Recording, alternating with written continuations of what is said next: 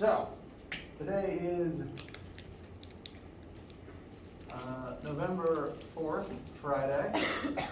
We've begun at chapter 7, which will, 7 and 8 are kind of one solid unit all about rotation. There is technically 2 different assignments for them because in previous versions of the course they are 2 chapters in the textbook, so there are 2 assignments for it on WebAssign. And some of you may have noticed that the chapter 7 stuff was previously scheduled to be due on Monday the 7th because that's the date from the previous course. I have since changed it so that both what is arbitrarily labeled chapter 7 homework and chapter 8 homework are both currently due Monday the 14th. They're due at the same time because they're all about the same stuff. It's just one prolonged rotation experience. Since I put them together at once, I'm probably going to go through them and shorten them a little bit because I don't want you to have to do full 2 assignments by the same night. Especially as this week, the 14th through the 17th, is the week of test 2. So I may even move that homework date further around if I need to because I don't want to be unfair to the Monday crowd.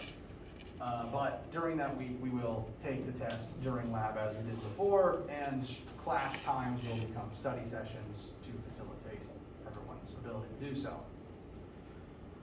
So next week, we'll continue talking about rotation. On Monday, we will discuss more of centripetal force and also gravity.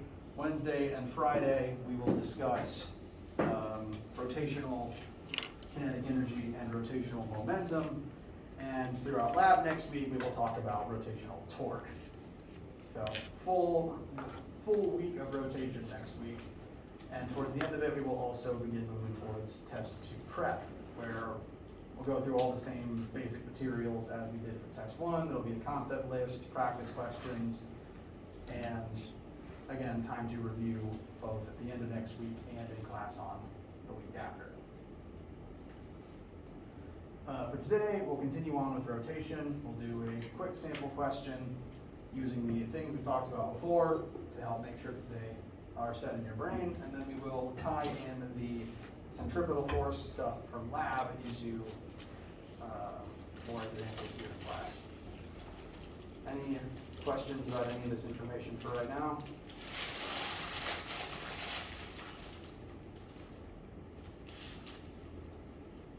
All right. Any questions, or if you need anything at any time, do please interrupt me.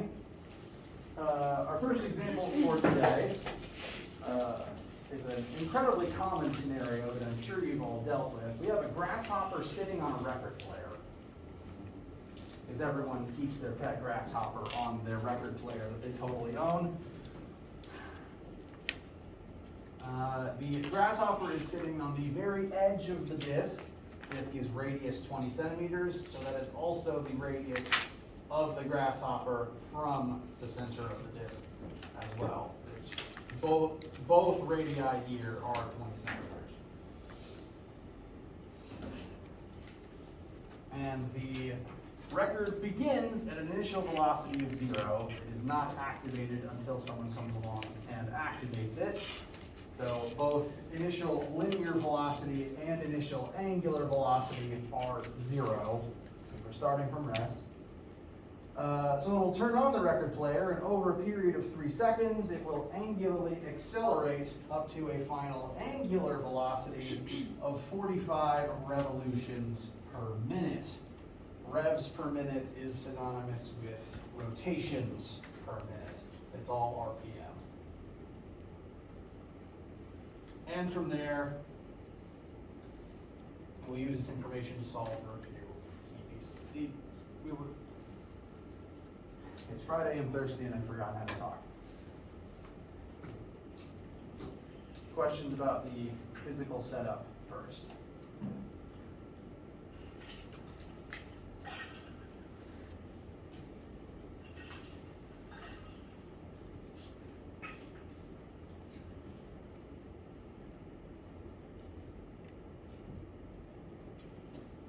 All right. So, First question, what is the angular acceleration of the record player during the 3-second speed up period?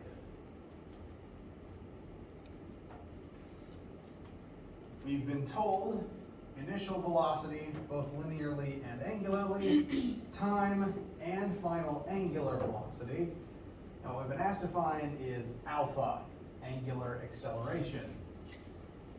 Which formula from our list, which I will display, will get us to that answer quickest?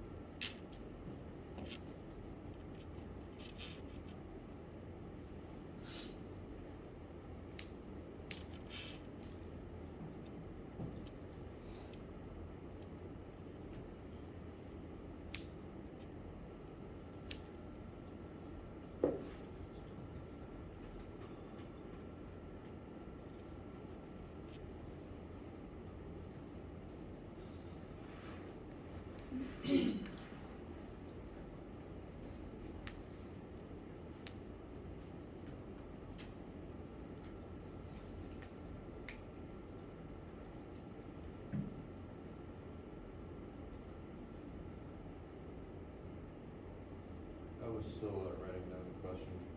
Could you repeat what you had? Yes, absolutely.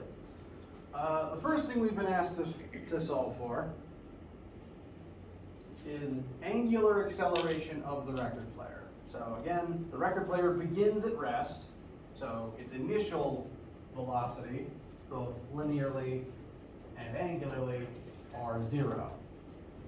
And then someone is going to turn it on, and over a 3-second period of time, it will accelerate up to a final angular velocity of 45 revolutions per minute. And we want to know what is the angular acceleration of the record player during that period of time.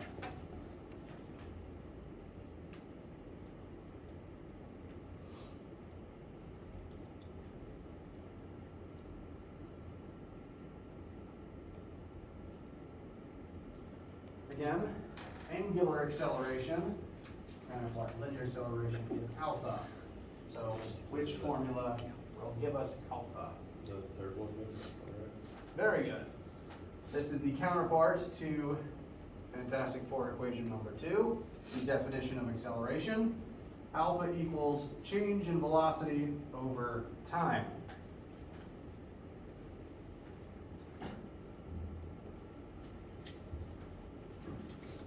We can find that change in velocity, because as a reminder, delta anything can be rewritten as final minus initial.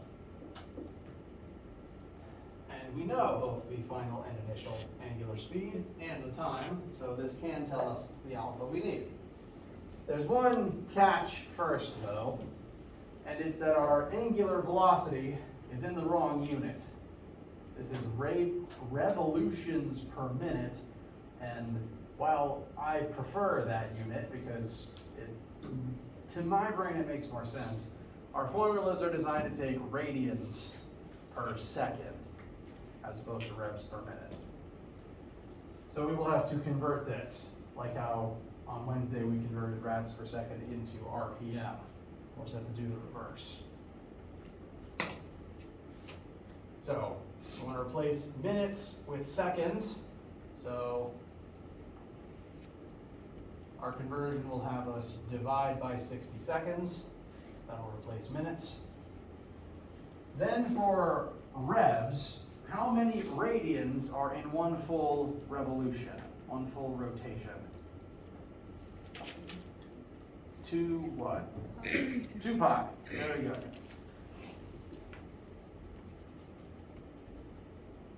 As a brief refresher, depending on if and when you had any of this in geometry, 2 pi radians, this is literally 2 times pi. 2 times the number pi. That's just the arbitrary number of radians there is in one loop of a circle. So the pi in there is the number pi. You should hit the pi button on your calculator. So 1 full rev is 2 pi rad. And that should give us, I think, 4.71 rad per second as our converted angular velocity.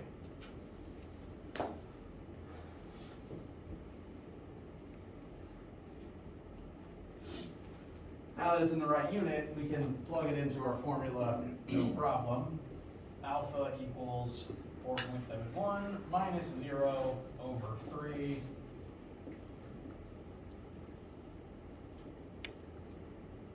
And that should give us about 1.57.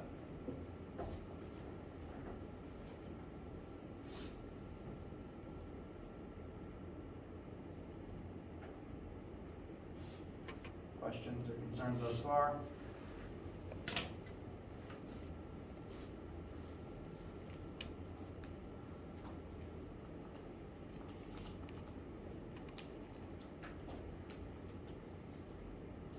All right. The unit for angular acceleration is radians per second squared. Again, to match how linear acceleration is meters per second squared. So worth noting that. And that is the linear, angular acceleration. I'm repeating myself, I apologize. All right, question 1 done. Next question. After the record player has gotten up to its top speed, the grasshopper is going to let go of the disc. Up till now, he's been using his Spider-Man bug powers to hold on, and now he's going to stop doing that. Now, up till that point, the grasshopper would be spinning along with the disc, so the grasshopper would accelerate like this as well, up to that final angular speed, up until it lets go. When it lets go, what's going to happen to it?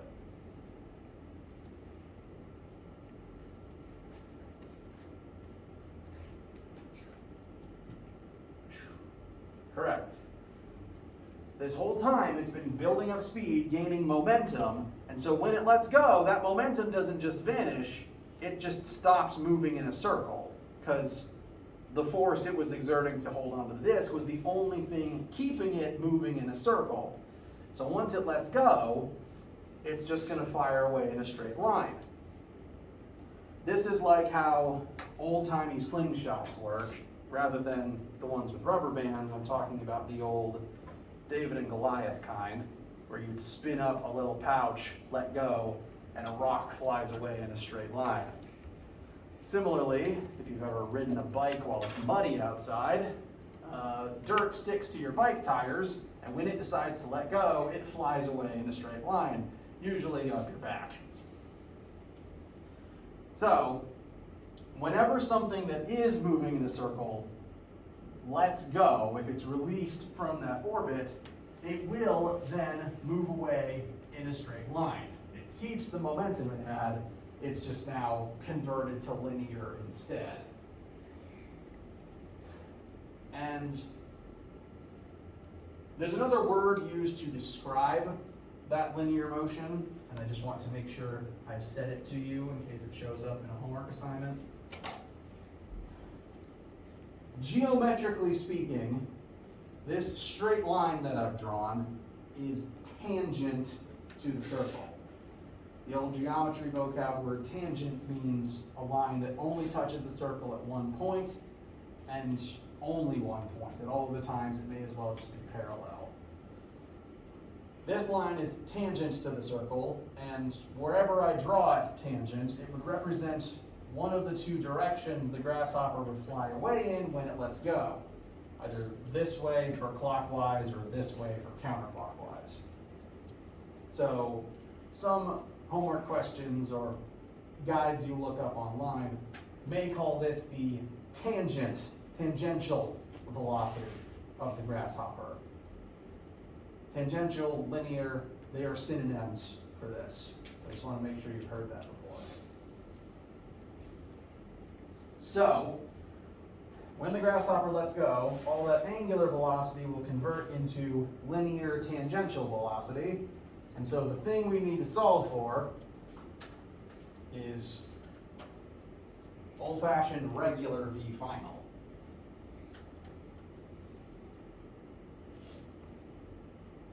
Given what we know and what we don't know, what do you think is the most direct route to find that information?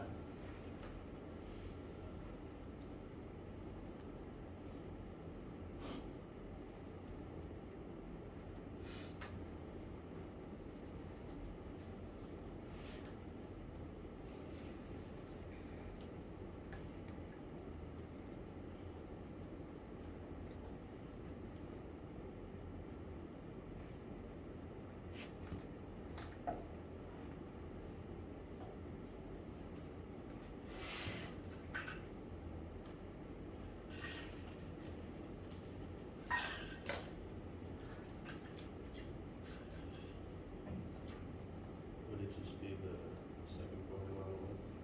Yep, good call. We know the final angular speed the grasshopper reaches while stuck to the disk, and we know the disk's radius. Once it lets go, that angular will convert into linear, it'll fire away in a straight line, and so this, in my opinion, is the most direct route to take.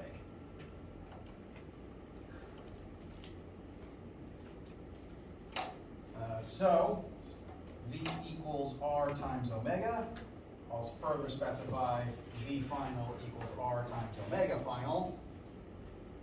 That'll be equal to disk's radius of 20 centimeters times the converted final velocity we found a second ago, 4.71.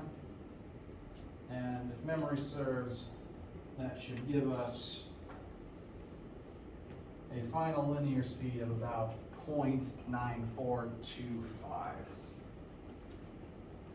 And once again, back in meters per second, since we've converted back into the linear dimension.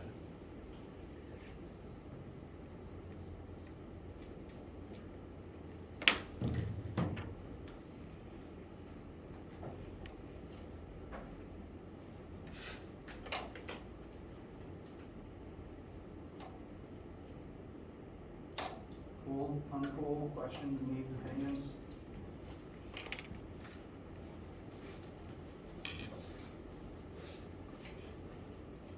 Okay.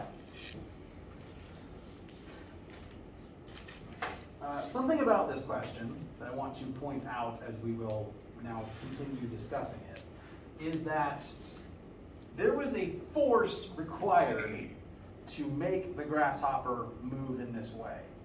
The grasshopper was doing whatever arthropods do to Spider-Man stick to something. And that force is what was specifically keeping the grasshopper moving with the disc. Once that force vanished, the grasshopper didn't move in a circle anymore. It returned to what the universe normally expects and moved in a straight line, because that's how momentum, that's how inertia works. An object in motion wants to remain in motion, specifically in a straight line. But a force was needed to keep the grasshopper undergoing this motion. That is true in other examples, like the ones currently on screen. In all of these cases, some existing real force has to act in such a way to cause these objects to orbit some central point. Here we have a tin can attached to a string being spun overhead, and the tension in the rope is keeping the can moving in a circle. If the rope suddenly snapped, what would the tin can do? Yeah, move away in a straight line. What force keeps the moon orbiting the Earth? Gravity, very good. The Earth's gravity acting on the moon keeps the moon at a specific radius from the Earth as the moon moves around it. If technically the Earth stopped creating gravity, the moon would then fly away in a straight line into the depths of space, never to be seen again. What force makes this happen? Friction. Friction is a part of it, absolutely. When you are driving a car and you turn the wheel, say, to the left, you're not only turning the steering wheel, you're changing the angle the tires face. Doing that changes the angle the engine's force is applied, and it also changes the angle that friction acts. Both of those together at once create a force that pushes to the left, and that's why you begin turning to the left. All of these situations require some existing real external force to act in such a way that it makes these objects orbit something. And in each case, it's a different force. We had bug foot force. I don't know the technical term for how they do that. Tension, gravity, and friction. All different forces, but all behaving. That's not the right slide.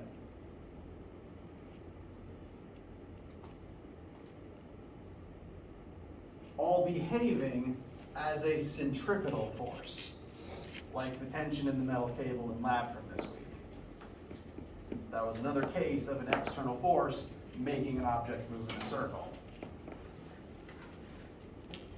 Excuse me. So, we're tying what we talked about in lab into this now. Centripetal force is the idea that an real existing force can act in such a way that it points towards the center of a circular orbit, and as long as the object would normally be moving in a straight line, it will force it to move in an orbital circle instead. The way this works is, in each of the examples we showed,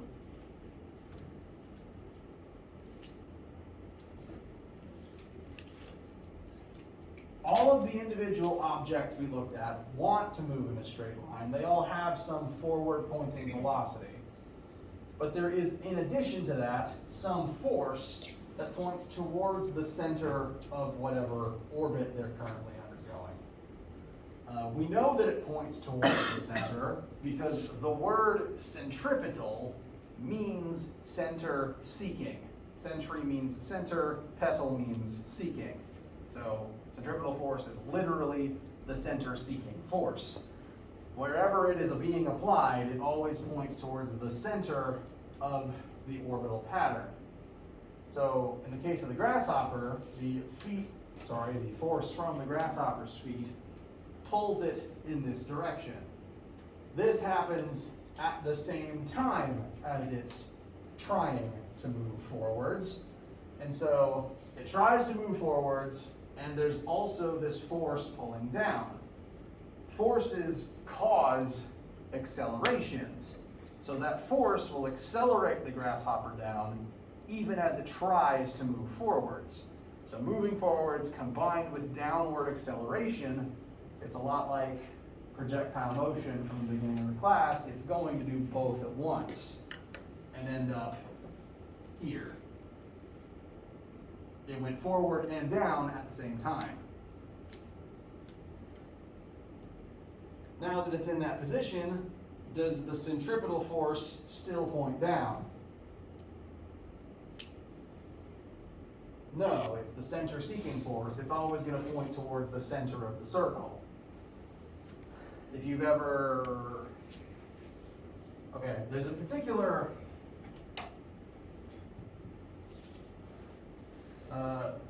piece of playground equipment that I'm thinking of, the big, not automized merry-go-round that you would step on, make spin, and try to hold on to and see which one of your friends would last longest. In this case, the center-seeking force is you holding on, and you're always pulling yourself towards the center of the circle until you let go. Even though you're not really changing anything, because of the way the disc is spinning, the force you're applying is always pointing towards the center as you spin around. So the grasshopper's feet are doing the same thing your hands do here. So that force changes direction, and additionally, the original velocity has changed direction, because that's literally what acceleration means. The velocity changed, you accelerated. So after this motion, velocity now points that way. So now it wants to move this way, it's being pulled this way, does both at once, and ends up there. And this whole process continues all the way around. So orbiting motion is literally just the universe hiccuping and going both forwards and toward the center of the circle at the same time. Call it a glitch in the matrix. Any force can serve as a centripetal force. Again, the previous slide had tension, gravity, and friction all acting as possible candidates. Whatever it is, it's a real thing, it can be called something else, it's just serving in that role and happens to be pointing towards the center of the orbit for as long as you're still moving in a circle. In the case of a car turning, it stops once you put the wheel back to normal. So as long as you're in that motion, something's pointing towards the center. And again, it changes direction as long as you're turning.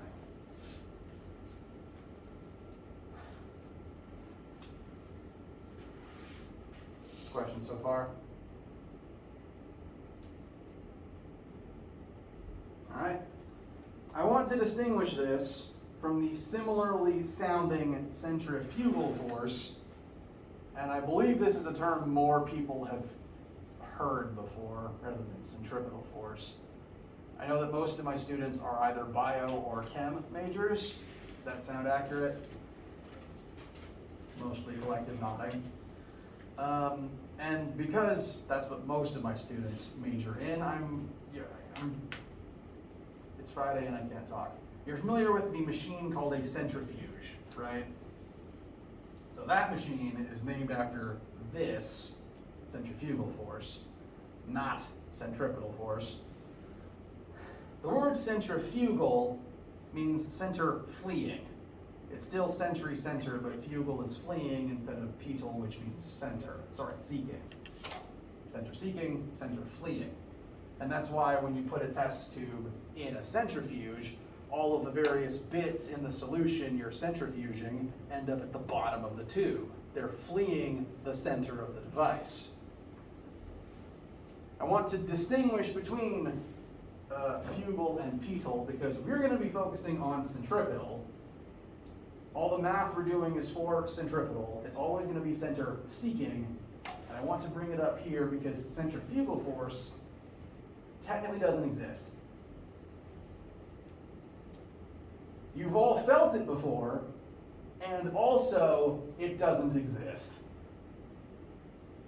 I will explain.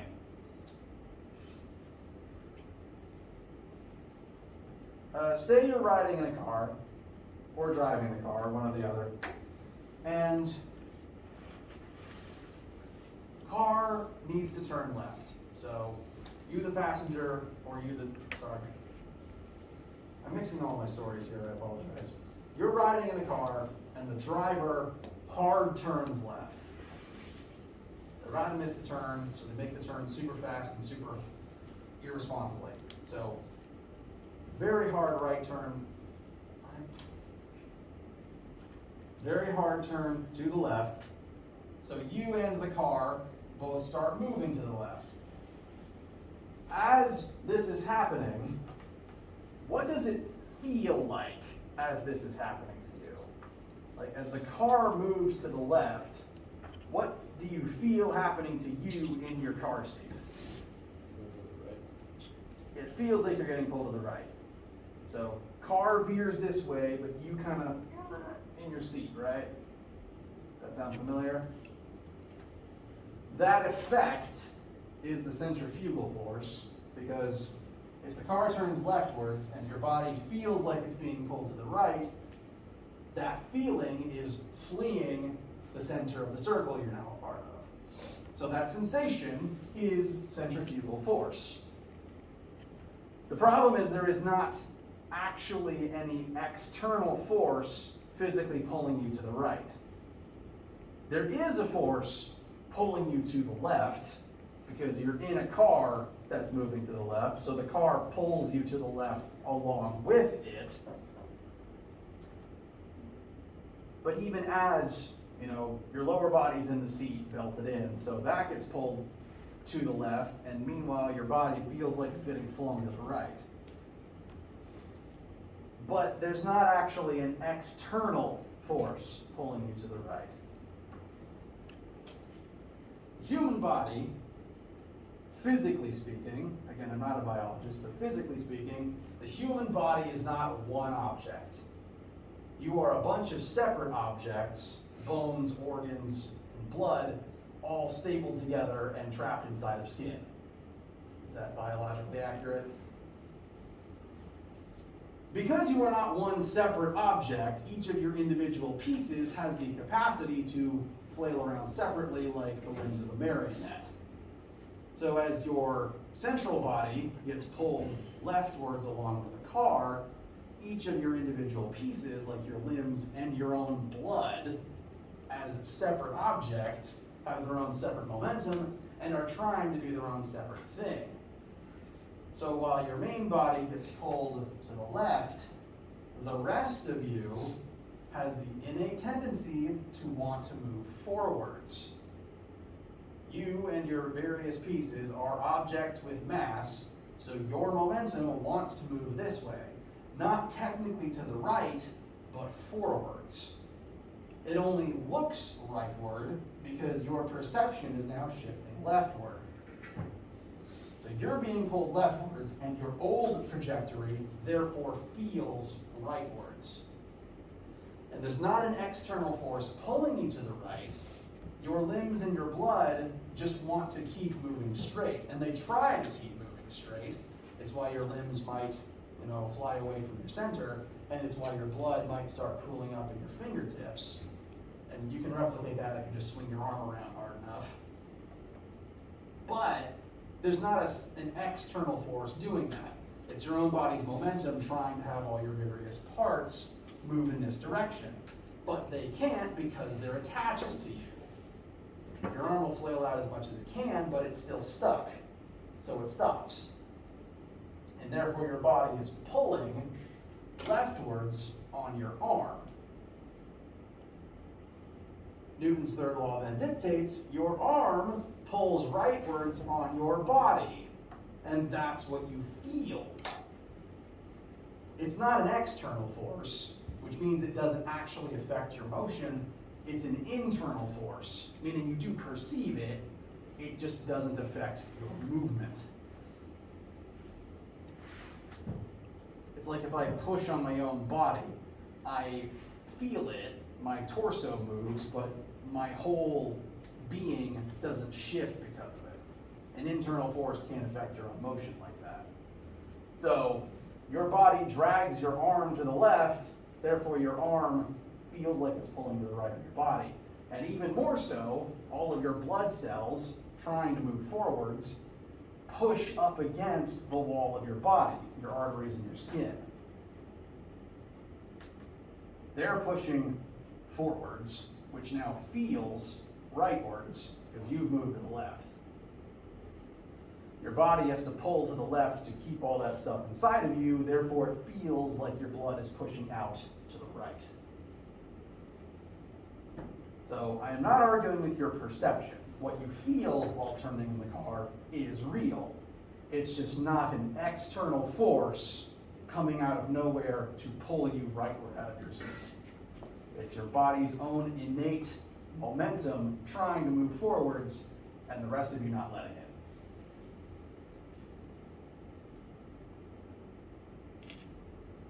And so within a centrifuge machine, you get the same effect. All the various particulates inside of the solution try to keep moving in a straight line. Doing so takes them to the bottom of the test tube, but the wall of the tube keeps them inside. They still push down as hard as they can, though, and that's why the denser ones end up at the bottom. And again, it's also why if you just swing your own arm around long enough, you'll feel your own blood pooling up in your fingertips. Turn yourself into a centrifuge. I pretty much always go through this little tirade. I find it interesting, and I find it important to mention the distinction for the sake of the vocab. Questions? Okay, so just to reiterate, we're talking about centripetal force, center seeking. Centrifugal force will not appear on anything. And keep your centrifuges upstairs.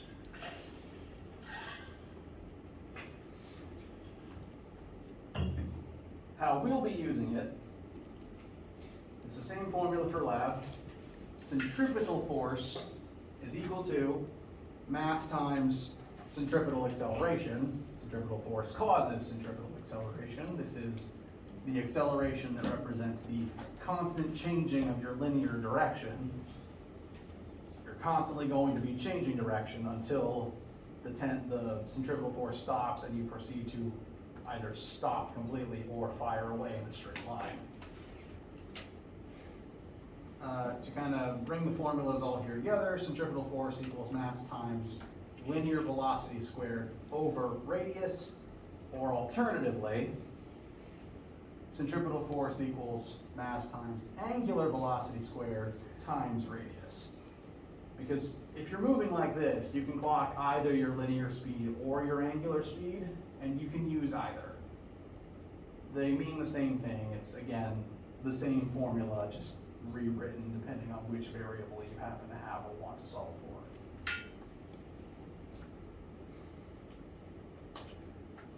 And the act of moving in this manner requires a constant balance between every variable present here. If any of one of them changes, something else in the system has to also change. All of them have to be working in tandem. For example, right now there's a certain amount of tension in the string keeping the handle, I think that's what it is, handle, moving at this specific speed at this specific radius. If I increase the speed, more tension is required in order to keep it at that radius. And eventually, if I swing it fast enough, the tension increases to the point the rope can't handle it and the rope breaks. On the other hand, if I slow it down,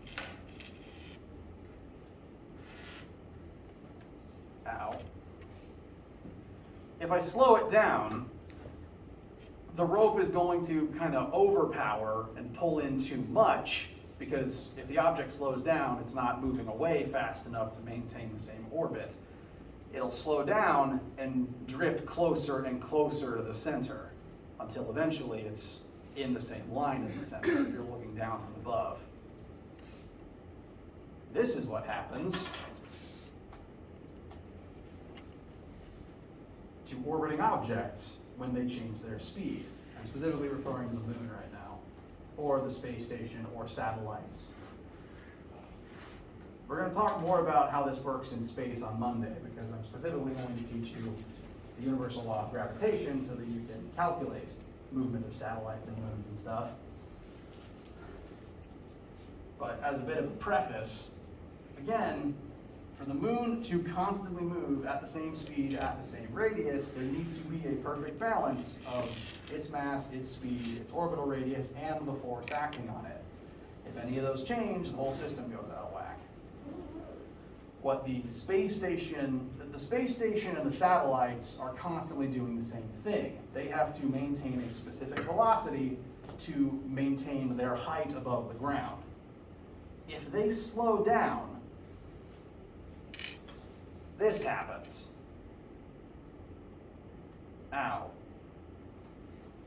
Their radius decreases and they fall out of the sky.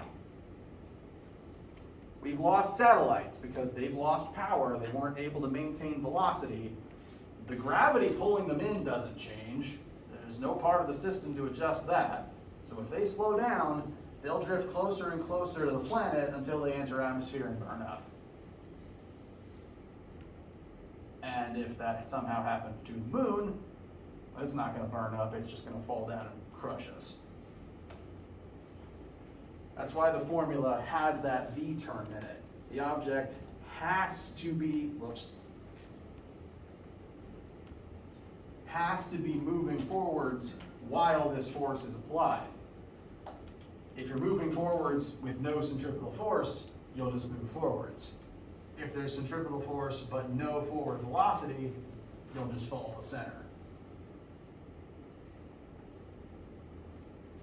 That applies more so to the moon example than it does to the bug, because the bug can stop pulling, but gravity doesn't turn off.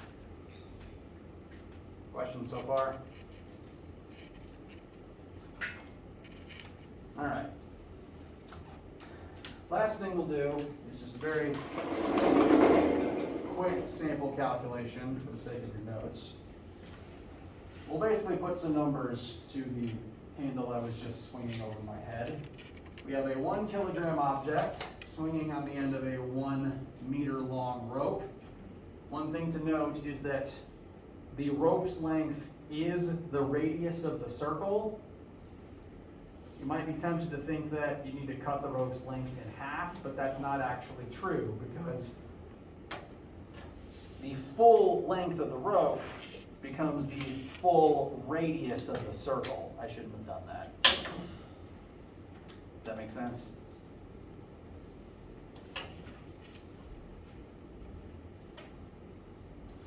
So, rope's length is 1, therefore radius is 1. And the object is going to move with a linear velocity of 3 meters per second. What is the centripetal acceleration that this causes?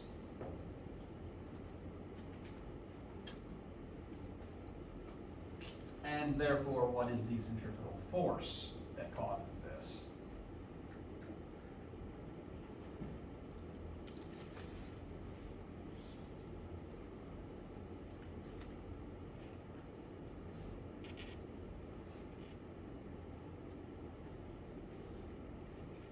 AC, this is technically a distinct variable from either just A or from alpha.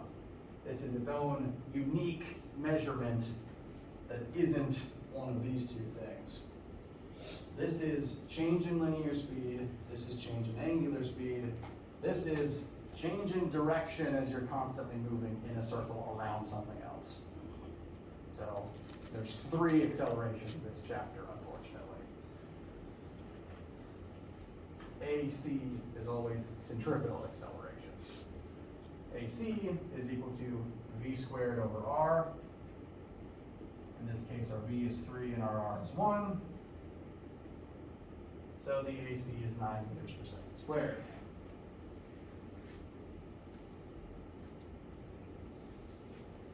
This acceleration, this constant changing of direction,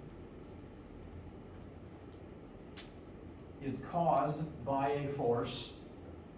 In this case, tension is serving as the centripetal force. This means if we solve for centripetal force, that will tell us the tension that is causing this effect. The thing to note about this formula is always labeled FC, but some specific thing is acting as FC.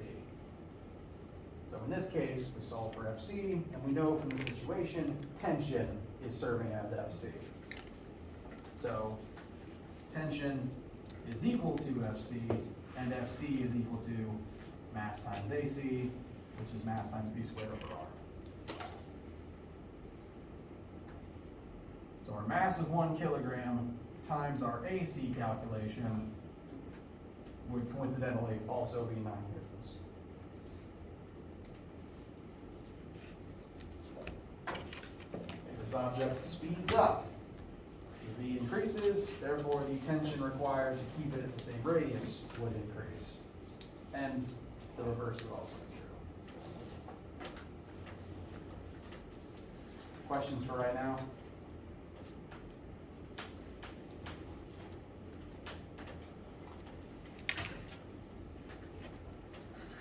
All right, we'll close here for today. On Monday, we will continue with this idea and start including gravity in our calculations to examine the orbit of actual objects in the night sky, like moons and planets and space stations and stuff. We'll also start talking about other rotation-related concepts like torque.